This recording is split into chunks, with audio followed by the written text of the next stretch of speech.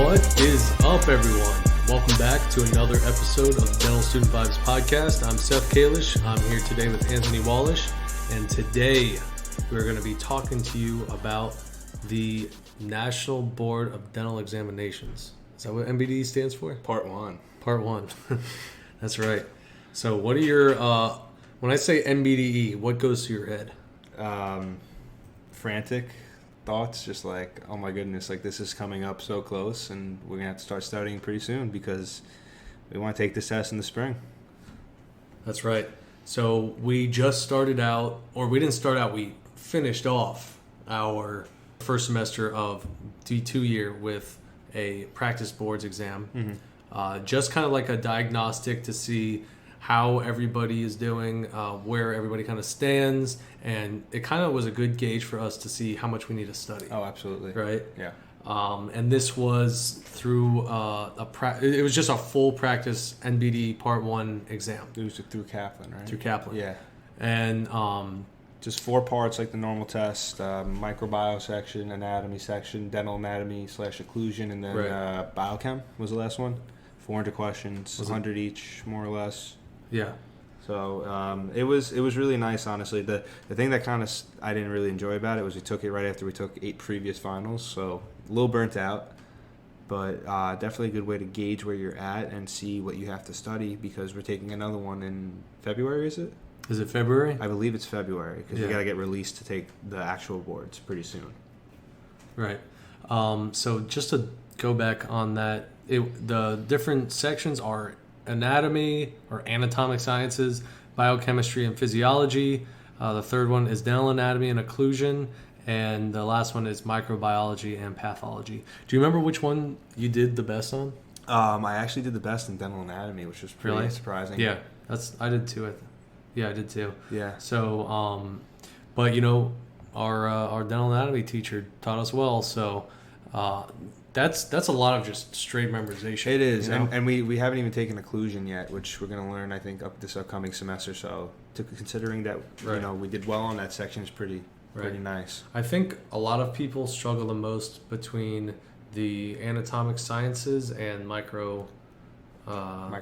Yeah, I mean, those are the two that I did the worst on, honestly. Right, so I'm not great at anatomy, so that's something that I'm going to have to really focus on when I start studying for boards. Biochem and physio, I'm pretty familiar with. Right. You know, it's a little bit more conceptual, dude. The thing that like threw me off, I think the thing that was like the most ridiculous was the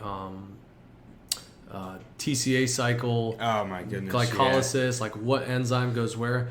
I didn't know that we had to know this stuff again. We really haven't touched on it I haven't touched on it since undergrad, and it was very, very heavy question amount and specific enzymes and certain steps, rate limiting steps, final product breakdown, all this stuff. Yeah. It was just kind of like annoying because we haven't looked at it in so long, you know. But the only reason it's not hard to relearn. It's just we're gonna have to go through it again. Yeah, that's the reason why I remember it is because I'm just like, are you serious? We got to relearn this again. Yeah. So we've over our winter break between D2 and fall and D2 spring, we're gonna do around 500 questions. You know, start getting our practice in, start seeing some questions, and from what we understand, if you do around 2,000 practice questions and you like go over them. And you understand like what the reason the answer is the answer, you do pretty well on the exam and you pass. The passing's a 75, by the way. Is it a 75 or 75? 70? Okay. Yeah. Okay. So we're gonna do that over break. You know, not completely fall off and just be completely lazy, but we're gonna get that completed. And when are we taking the exam? Do you know? Which one? The other Part 1? When are we like cleared to take Well, it? that has to do with how you do on the February one, but I think the earliest we could start taking it is like March. Okay, so hopefully we'll be taking it in March. You know, we're going to put the pedal to the metal with the studying once we get back, once it's 2020, the year of doing big things, you know, 2020. Mm-hmm. Let's get it. So What are some of the resources that you're thinking about using? So I really need to start getting on the grind here for that, but I'm thinking about using Dental Decks. I know George has that, and I'm pretty sure you do too. Yeah. The Dental Boards Mastery app, I always hear good things about. B&B Dental is supposedly really good with learning things for videos. Right. I know a lot of people like First Aid as well. Yeah. The First Aid book. Yeah. Right. Mm-hmm. I'm just gonna probably, dip my toes in everything, kind of see what I like, and then from there try to Right. I'm gonna kind of write out a plan over this break. I'm thinking that we're gonna start out with just kind of some general review of material, and then as time goes on, maybe do some more questions, and maybe have like some sort of like set amount of questions to do each week. Like, I don't know, like 50 questions a week or something like that, or like, maybe 10 a day, something like that. Mm-hmm. Do they have like a NBDE Part 1 question a day sort of thing? I think they have that for the med board, so I'm sure you could sign up for it somewhere. Yeah, I wonder if they've got that. If anybody knows, feel free to reach out to us if if there's like a question a day sort of thing where they like send you an email, because that's always helpful. Oh, absolutely. Yeah. Everything helps. Every question matters. Yeah, had that for the DAT. So, kind of got like a little bit of a plan. We're going to definitely try and stick to a routine. And I don't plan on studying for this for a full 3-4 months. What's your plan? I think I'm only gonna hit it hard for a shorter period of time, because that's what worked really well for me with the DAT. Okay.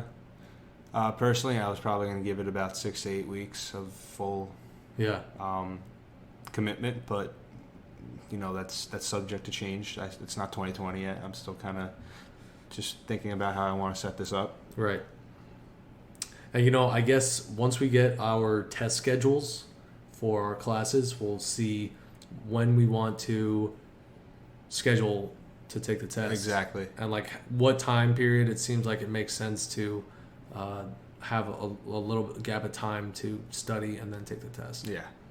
So, because we don't want to fail our regular classes, but we want to pass the boards too. And you know what, you're right. Starting early and getting in there for 6 to 8 weeks, I think that's probably a good idea.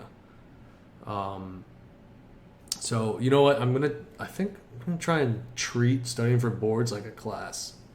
That's not a bad idea. You know, like maybe just like designate some of your time, twice a week or 3 times a week towards that, and then as time progresses, you up the up the number of hours put in, and then I'm thinking maybe 2 weeks beforehand, maybe 3 weeks beforehand, start taking like full practice tests and just kind of see where we're at. It would be pretty good if we made like sort of a study group or something for that and just go over some high yield material. Because like, do you remember when we did the practice test, there were so many questions about the maxillary first molar? Yes, like in terms of like what was occluding mesial to it, and what fossa for which cusp and all this stuff. Yeah, it was. I remember I was kind of touching my teeth like during the test, like I know, trying to figure out the right answer. That's how it always happens. You're like either touching it with your finger or like sticking your tongue around your mouth, according to these questions.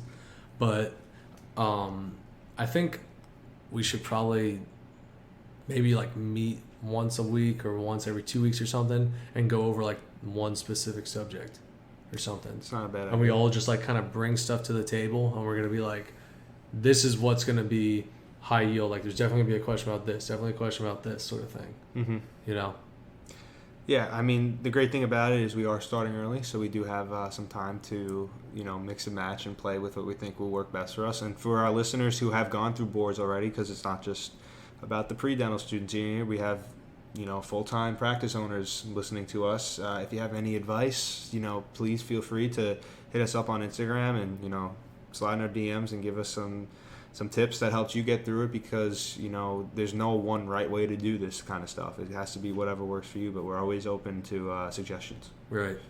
You know what I'm going to do? I'm going to get that dry erase board. We got to throw that up on the wall. We've been talking about getting this thing for a year and a half. We might as well. No, it's over there.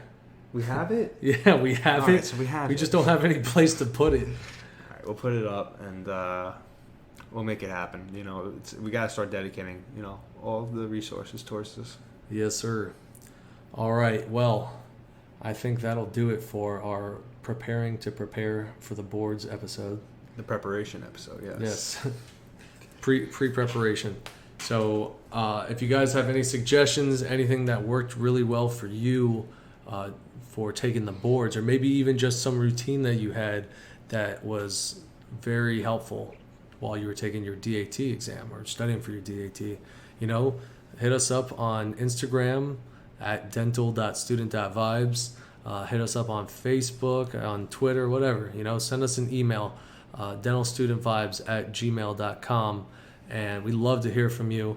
Be sure to leave us a review. We love every single one of the reviews you guys leave us, and we appreciate all the support that you give us. Also, we just started a Go Fund Me for the holidays, so please support us through that. We're just trying to keep this podcast rolling here. So kind of keep on rolling, keep on vibing. Vibe on. All right, guys. Well, again, thanks for listening, and have a happy holiday and a happy new year.